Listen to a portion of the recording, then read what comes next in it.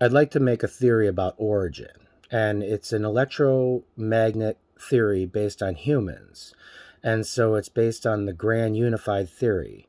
And the reason why I believe this is important is because we have an electroweak signal that we put off of each other, but when we're closer together, more in mass, we have a stronger signal based on the GUT, and it's hyper amplified by the devices that are around us at any given time. And so in this unique theory, the evolution of this theory comes from unified.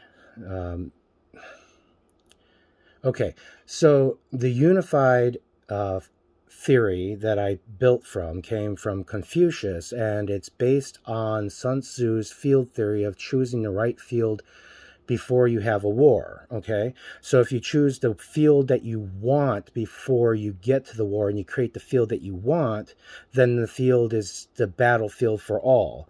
And so basing the field on what's called unified theory or grand unified theory, which is a field theory which gives me a field technically, then I can technically create the belief system that the impossible isn't impossible by signaling that the electrical weak frequency of me interacts with everyone else.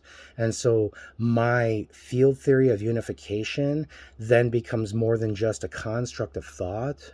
And it's not actually an illusion, it becomes real because it's put into placement as itself and it displaces everything else. And nobody has ever given governance to thought processes based on the idea that we are one sentient being living apart, and when we come together, that is when we have better sentience. Or it could be worse. It depends on the situation and leadership. But that's what I believe in. I believe in a grand unified theory based on physics and particle physics, and that we are actually waveforms, and our physical body is just a presence of energy for us.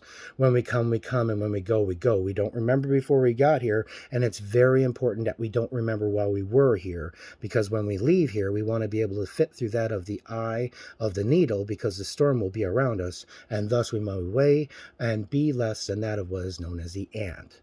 If you were to be weighed right now next to a feather, how would you fare? Oh,